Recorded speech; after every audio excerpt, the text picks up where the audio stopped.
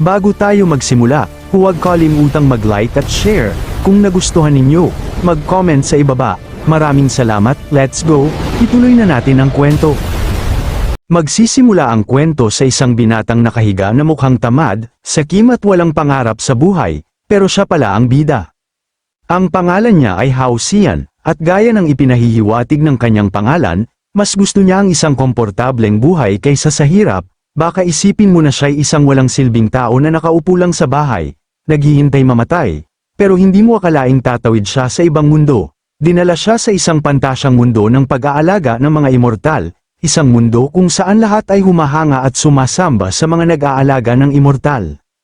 Mahigit 3 taon na ang lumipas, at araw-araw niyang nakikita ang mga immortal na lumilipad sa langit, nakikipaglaban, pati na ang isang mangingisda rito ay isang nakatagong dalubhasa. Nang tumawid siya, nagkaroon siya ng sistema tulad ng marami, pero medyo kulang ito at hindi niya yun pinapansin. Bukod pa riyan, mayroon din siyang lihim na teknik na nakatago sa tahanan ng kanyang katawan, pero ang pangalan ng teknik na ito ay medyo kakaiba, parang biro lamang. Ito raw ay isang mahiwagang sining ng mga ninuno, at wala siyang ideya kung para saan ito. Sa kabilang banda, mayroon din siyang isa pang lihim sa kanyang likuran, mga pakpak ng demonyo, at hindi rin niya maintindihan kung ano ang nangyayari rito. Sa pagkakaalam niya, ang mga iyon ay para sa mga kanluraning nag-aalaga ng immortal, kaya nakakapagtaka na mayroon din siyang ganito. Tila kumpleto na ang lahat para sa kanya, maliban sa isang bagay, ang motibasyon. Nakahiga sa mesa, sabi niya, ang pag-aalaga ng immortal ay masyadong nakakapagod. Wala talaga akong gawin kundi kumain at matulog, pero hindi yun mabuting solusyon. Kung patuloy kong sasayangin ang oras ko ng ganito, parurusahan ako ng langit. Sa kanyang isipan, naisip niya ang eksena ng emperador ng Jade na may dalang bangkito. Hinahabol siya at sumisigaw, alam mo ba kung gaano kahirap para sa akin na makuha mo ang pagkakataong ito? Alam mo ba kung ilang tao ang hindi nakatanggap nito dahil sa hindi mababagong tuntunin? Nakaramdam ng pagkabalisa, naisip niyang kailangan niyang gumawa ng paraan. Una, nagdesisyon siyang gumawa ng 10 push-up para mabawi ang kaunting motibasyon. Pagkatapos ng unang push-up, nagbago ang kanyang ekspresyon. Pagkatapos ng pangalawa, pinagpapawisan na siya at namumutla, at bago pa man ang pangatlo, bumagsak siya sa lupa. Naduraj ang loob. Sige na, tanggapin ko na lang ang kahihinatnan. Sinubukan ko na ang makakaya ko pero hindi ko kaya, bulong niya nang may pagtanggap. Nangarap siya ng isang makapangyarihang buhay ng pag-aalaga ng immortal. Ngunit natapos ito ng tahimik, walang tigil siyang umiyak sa tabi ng kanyang larawan, na nagsasabing, Palem, ipinagdarasal kong makarating ka sa langit at huwag nang makaranas ng catamaran. Samantala, nakahiga sa damuhan, naisip niya, akala ko bilang isang walang silbing tao tulad ko, hahayaan ko na lang lumipas ang buhay, ang tumawid sa ibang mundo sa isang habang buhay, at humanga na lamang sa mga ulap, hindi naman masama. Sino ang mag-aakala na bukod sa catamaran, ang tao ay may isa pang nakamamatay na kahinaan? Biglang nagpaalala ang sistema na may 100 araw na lang para sa huling gawain. Ang pagkabigo ay magreresulta sa agad na pagpatay ng sistema sa host. Nagpanik siya at sumigaw, ano ito? May deadline na pala. At ano itong agad na papatayin? Pagkatapos, binigyan siya ng isang malakas na pagsabog ng motibasyon at tumakbo ng baliw. Isusumpa ko ang sistemang ito, hindi nito nabanggit na may time limit pala, mamamatay na ako agad. Kaya kailangan kong tapusin ang gawain, o mamamatay talaga ako. Sumakay siya sa kabayo na parang baliw, paulit-ulit na nagpapaalala sa sarili, kailangan kong tapusin ang gawain agad. Kung hindi, papatayin ako ng sistema. Kakatapak ko lang dito, hindi pa ako nagsasaya, ayokong mamatay ng ganito. Tumakbo siya mula sa burol na ito, tumawid sa walang katapusang kapatagan, hanggang sa makarating sa kanyang puntahan, na nasa unahan ng bundok yunay, isang tila ordinaryong bundok. Nakasandal sa lupa, humihingal na sabi niya, sa wakas nakarating na, kung mas malayo pa, basag na ang mga balakang ko. Pagtingin sa unahan, naisip niyang ang target ng kanyang misyon ay marahil ang sira-sirang bola roon. Sus, tumakbo ng mahigit 3 buwan para lang sa isang punit na bola, pero at least, nakaabot ako sa oras. Hinawakan niya ang hiyas at agad itong lumiwanag, lumitaw ang sistema at nagpahayag, binabati kita sa matagumpay mong pag-aktibo ng hiyas. Ngayon, ipakikilala ko sa iyo ang banal na lugar. Ipinaliwanag ng sistema na ang banal na lugar ay kasabay ng panahon ng emperador ng Jade, na kilala bilang gininto ang panahon sa kasaysayan nito. sa 12 taluktok ng sining pandigma, kahit sinong pinili ay kayang talunin ang sinumang pinuno mula sa ibang panahon sa banal na lugar. Gayunpaman, ang banal na lugar ay tuluyang nawasak noong taong 1473 ayon sa kalendaryong Jade, at lahat ng 12 taluktok ay namatay sa labanan. Ang utak sa likod nito ay isang grupo ng 9 na mahiwagang figura na biglang lumitaw mula sa kanluran, at tinatawag nila ang kanilang sarili na organisasyong Knight. Sa kasalukuyan, siya ay nasa taong 773 ayon sa kalendaryong Jade, 700 taon bago nawasak ang banal na lugar. Ang kanyang gawain ay palakasin ang kapangyarihan ng 12 taluktok upang matulungan silang malampasan ang kanilang sarili at maging mga nangungunang individual, upang mailigtas ang karaniwang tao sa susunod na 700 taon. Pagkatapos ng pagpapakilala, ginantimpalaan din siya ng sistema para sa pagkumpleto ng unang gawain. Binigyan siya ng Great Sage Card, isang bagay na pansamantalang nagpapalakas ng lakas ng gumagamit hanggang sa antas na kayang talunin ang mga Diyos. Sinimulan ng ikalawang gawain, ang layunin ay pumunta sa bundok bulaklak at prutas, hanapin si Sun Wukong sa kanyang baguhang yugto, at dagdagan ang kanyang potensyal na lakas ng 30%. Nang makita niya ang imahe ni Sun Wukong sa screen ng sistema, nanlamig siya ng 5 segundo. Ang mabangis na ekspresyong yun ay tumama mismo sa kanyang mga mata. Galit niyang inihagis ang sistema sa lupa at sumigaw, "Niloloko mo ba ako?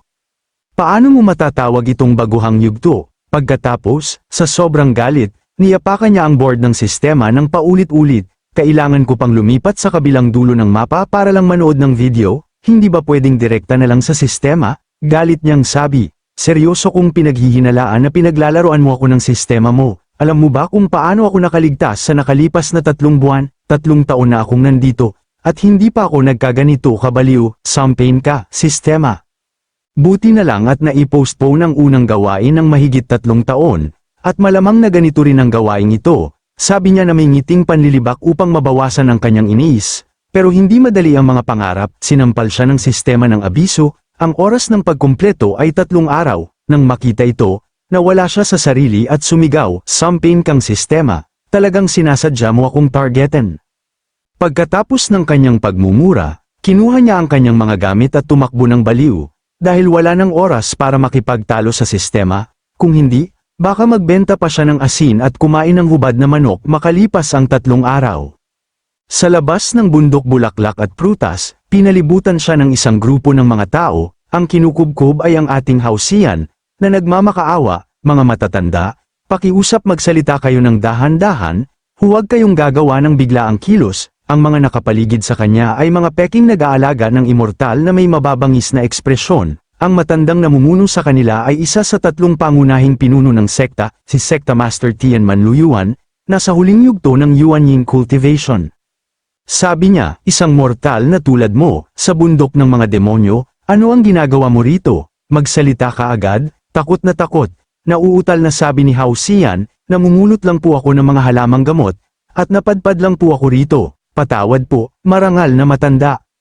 Naisip ni Hausian sa sarili, bakit kailangang mangyari ito? Hindi ko pa nga nahahanap ang Haring Unggoy, at ngayon pa ako nadiskubre ng mga nag-aalaga ng immortal.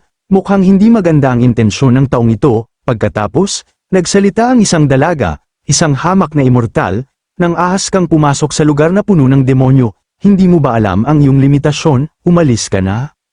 Narinig ito ni Hausian, tumayo at sumagot, Opo, mawawala na po agad." Pero hindi yun ganon kadali, dahil ang matanda ay ngumiti ng nakakatakot at sinabi, "Sandali, mayroon akong magandang ideya. Bakit hindi natin sipsipin ang lahat ng dugo at esensya ng batang ito, at gawing blood essence spill, baka makaakit pa tayo ng 2 pang halimaw na hayop." Nanlaki ang mata ni Hausian sa gulat, "Ano, bakit ninyo sipsipin ang dugo ko?" Pinagpapawisan siya ng malakas at nagpatuloy, "Hindi ba dapat kayong mga nag-aalaga ng immortal ay may katwiran? Paano ninyo magagawa ito? At saka, wala bang tuntunin sa mundo ng pag-aalaga ng immortal na bawal manakit ng mga ordinaryong tao?" Narinig ito ng lahat, natulala, tapos biglang napatawa ng parang mga baliw, tumutulo ang luha sa sobrang tawa. Ang matanda ay nanatiling nakakatakot ang ekspresyon at sinabi, "Ikaw, bata, ay masyadong inosente at cute, walang ganoong tuntunin dito. Ang malaking isda ay kumakain ng maliit na isda, Iyan ang tanging tuntunin sa mundo ng pag-aalaga ng immortal. Nang marinig ito, nanlungo si Hao Xian, bumagsak sa lupa, at mabilis na tumayo, nagsasalita ng balisa, "Huwag kayong lumapit, dapat ninyong malaman na mayroon akong lihim na sandata." Mabilis na inilabas ni Hao Xian ang Great Sage card at naisip, wala nang ibang paraan kundi gamitin ito ngayon. Kapag nakita ko na ang Haring Unggoy, makakaisip pa ako ng ibang paraan. Pagkatapos niyang gamitin ito, agad niyang naramdaman ang isang napakalakas at nakakabigat na enerhiya na dumaloy sa kanyang katawan, parang sisabog na siya. Naguluhan ang iba, hindi maintindihan kung ano ang nangyayari, nagtataka sila sa aurang nagmumula kay Hao Xian. Samantala, si Hao Xian, na binuhay ng pag-akyat ng kapangyarihan, naisip ito pala ang pakiramdam ng pagiging malakas, ang sarap, tumingin siya sa kanila nang may mabangis na ekspresyon at matatalim na pangil, na nagsasabing, "Lapitan ninyo ako. Lahat kayo, hindi ba gusto ninyo ng malaking isda kumakain ng maliit na isda? Ngayon, tuturuan ko kayo ng leksyon na hindi ninyo makakalimutan." Pero makalipas ang isang segundo, biglang naglaho ang lahat, at naiwan siyang naguguluhan sa nangyari. Nasaksihan ito ng Sekta Master at hindi makapagsalita. Nagulat si Hao Xian at naisip, ano ba talaga ang nangyari? Hindi ba't masyadong maikli yun? Napakaikli ba ng panahong ito? Sa sandaling yun, lumitaw ang sistema at nagsabi, "Binabati kita host, matagumpay mong nagamit ang Great Sage card, ang iyong Great Sage ay darating sa larangan ng digmaan sa loob ng 10 minuto. Nang marinig ang walang kwentang komentong ito mula sa sistema, nagdilim ang mukha ni Hao Xian at umiyak ng mapait. Kinagat ang kanyang mga ngipin sa kanyang puso, "Ano ito? Bakit hindi mo nabanggit ang oras ng paghihintay kanina? Hindi ba't sinasaktan mo ang aking mga kasama? Ay naku! Ito ay isang sakuna. Ano ang gagawin ko ngayon?" Pagkatapos, sumugod ang matanda at hinawakan si Hao Xian sa kwelyo. Interogado siya, "Sabihin mo sa akin, ano ang aurang yun kanina?" Biglang may boses mula sa likuran, "Hoy, batang walang balahibo, ano ang ginagawa mo sa likuran?" Sa likuran nila ay isang higanteng dragon na umuungal ng walang tigil, pero ang focus ay ang figurang nakatayo sa harap nito, ang tunay na may-ari. Sabi niya, "Tigilan ninyo ang pagtitig at makinig kayo sa akin." Matanda, kasabay ng kanyang mga salita, maraming iba pang mga inapo ng unggoy ang lumitaw, nakatayo sa itaas at may hawak na mga espada. Ang itsura ay astig, walang iba kundi ang batang Haring Unggoy, si Sun Wukong, sa kanyang kasagsagan. Pagkatapos ay sinabi ng Haring Unggoy, "Kani-kanina lang, nagtatago ka sa mga anino at hinuhuli ang mga inapo ko, tama ba?" Nang makita ang eksenang ito, labis na natakot ang matandang Sekta Master at naisip sa sarili, "Ay naku, anong malas naman, nakasalubong ko pa ang Demon King dito, bakit kailangan siyang lumitaw ngayon? Iilan lang naman ang kanyang mga mid-level na demonyong alipin ang napatay ko. Kailangan ba talaga niyang personal na lumabas ng ganito? Lumabas lang ako para magpahinga ng kaunti. Tapos ganito pa ang kahihinatnan ko. Wala nang oras para humingi ng tulong sa mga ninuno." Sampain. Kinulekta ng matandang master ang kanyang espiritual na enerhiya at inilabas ito sa langit, na bumubuo ng kakaibang mga pattern. Pagkatapos ay sumigaw siya ng malakas, "Bakit kayo natutulala? Gumawa kayo ng paraan para makapag-ipon ako ng oras. Hanggat may oras ako para mag-deploy ng mas mataas na antas ng mga spell, magiging maayos ang lahat." Nang marinig ito, nagpanik ang mga alagad at sumigaw, "Sus mio, pati ang ating Sekta Master ay nang ahas na sabihin yun ang Demon King, hindi ba ninyo naiintindihan?" Nang marinig ang pagpanik ng mga alagad, namutla sa takot ang matandang Sekta Master. Bulong niya sa sarili, "Ano ang magagawa natin gamit ang mga mababang antas na spell natin? Hindi man lang sapat yun para makamo ng Katie, para saan pa ang pagpapahaba ng oras? Tapos na, mamamatay na ba talaga ako rito ngayon? Hindi ko pa nga nararanasan ang amoy ng pagkalalaki." Nakita ng matanda na nawalan na ng lakas ng loob na lumaban ng grupo, kaya sumigaw siya ng malakas, "Tama na ang inyong katarantaduhan, hanggat sumisipsip ng sapat na enerhiya ang aking kayamanan, kahit ang Demon King ay kailangang mamatay." Nang marinig ang mayabang na salita ng matanda, ngumisi ang Haring Unggoy at sinabi, Kahanga-hanga, kung ganyan ka kasigurado, edi hihiga na lang ako rito para magpaaraw at hintayin ka. Huwag kang magmadali, ihanda mong mabuti ang mga spell mo, kung hindi sila sapat na malakas, pwede kitang bigyan ng mas maraming oras." Nawala ng imik ang mga alagad sa ginawa ng Haring Unggoy, habang si Hao Xian ay patuloy na pumapalakpak sa tuwa, na iniisip, "Eksakto, Kung mas mahaba, mas mabuti. Ang dahilan kung bakit tuwang-tuwa si Hao Xian ay dahil may 8 minuto pang natitira bago mag-activate ang kanyang Great Sage card. Nang marinig ang mayabang na salita ng Haring Unggoy, napatawa ng malakas ang matanda at sinabi, "Ha, dahil sa sinabi mo yan, huwag kang magpapahiya sa harap ng iyong mga inapong unggoy." Pagkalipas ng 5 minuto, ang pinakamalakas na galaw ng matanda ay naging napakalakas, na bumubuo ng isang aipo-aipo. Nang makita ito, tumayo ang Haring Unggoy at sinabi, "Tapos ka na ba? Naghihintay na ako ng napakatagal." Ang tingin ng Haring Unggoy sa sandaling iyon ay hindi labis na tiwala, kundi determinasyon. Pagkatapos, ang atake ng matanda ay direktang tumama patungo sa Haring Unggoy, habang tumatawa ng baliw.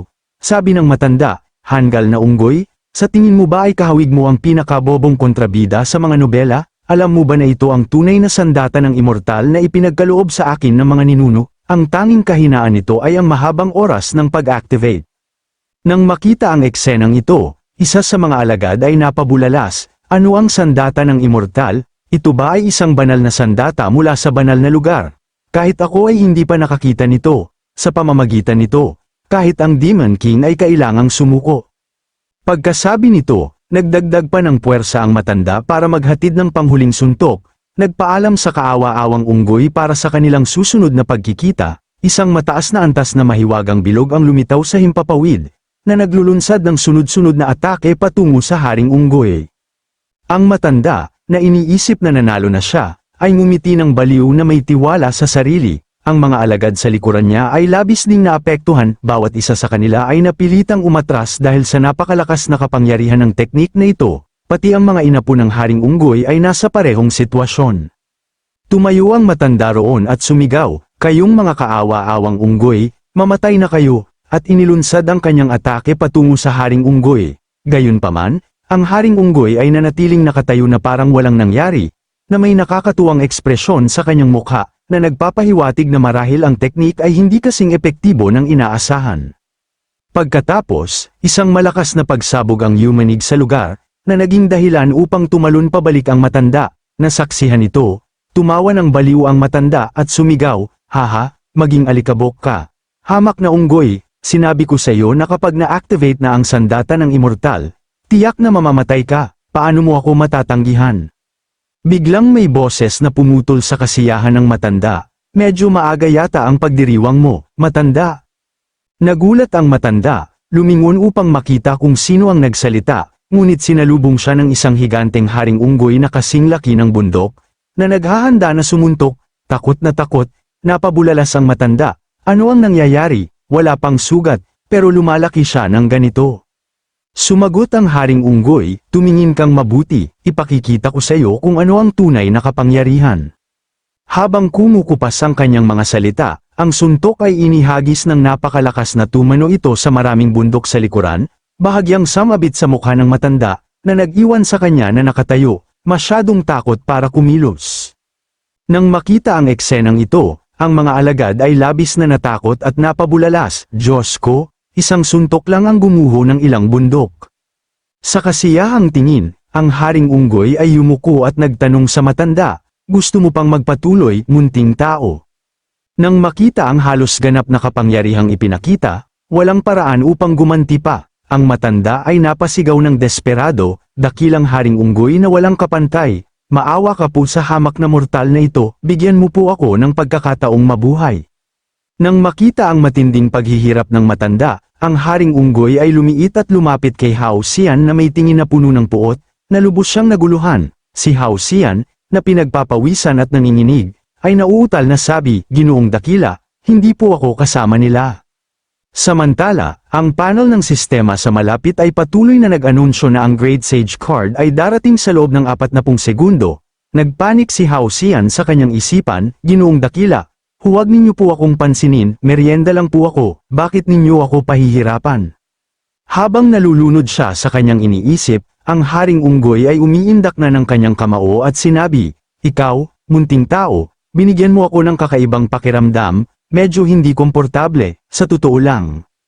Nang makita ang eksenang ito, si Hao Xian ay labis na natakot hanggang sa punto ng desperasyon at sumigaw, "Ginoong dakila, pakihintay, Pumunta talaga ako rito upang hanapin ang dakilang sage upang maging aking guro.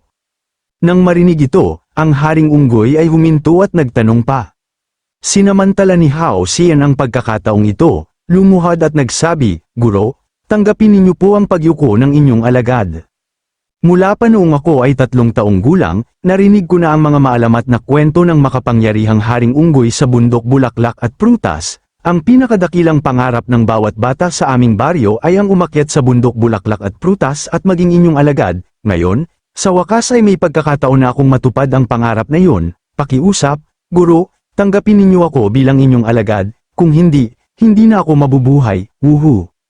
Nakatingin sa panel ng sistema na nagpapakita ng 15 segundo na lang ang natitira, nakaramdam si Hao Xian ng matinding kirot sa kanyang puso. Saka lamang niya natanto kung gaano kabagal ang paglipas ng oras sa mga ganitong sitwasyon, patuloy siyang nag-uumapaw sa kanyang isipan na pahabain ang oras kahit kaunti pa. Nang marinig ang kanyang desperadong pakiusap, hindi napigilan ng Haring Unggoy na mang-asar, sikat na sikat ba talaga ako dyan?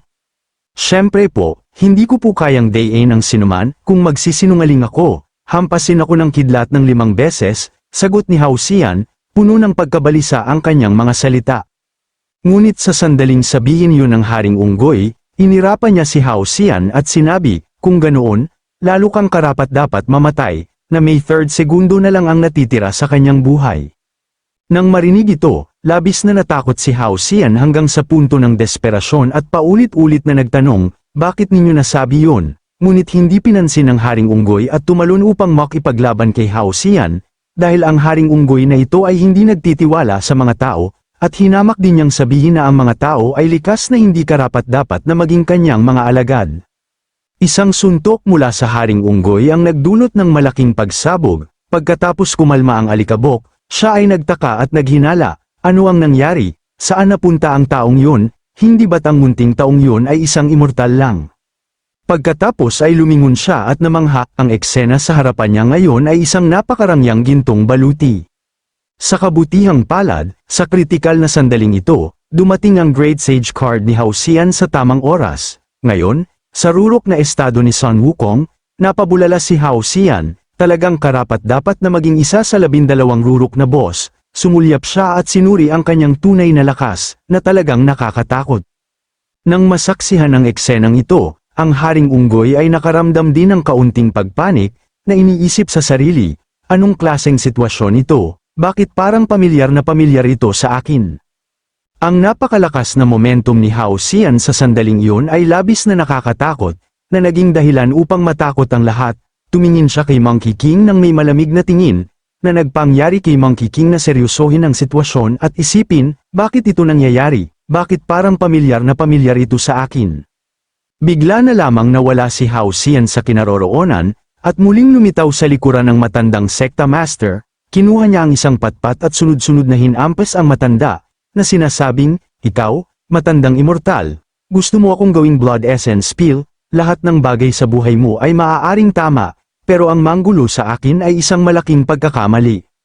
Bilang isang sobrang mapaghiganti na bida, sa sandaling nagkaroon siya ng kapangyarihan sa kanyang mga kamay, walang sino man ang nakatakas, hinawakan niya ang binti ng matanda at patuloy siyang hinampas habang minumura, halika rito. Lumaban ka, hindi ba't ikaw ang unang nagsabi na ang malaking isda ay kumakain ng maliit na isda? Hindi lang yun, inilagay pa niya ang matanda sa posisyon para sa isang pamamaraang pampalo, na naging dahilan upang ang matanda ay sumigaw sa sakit.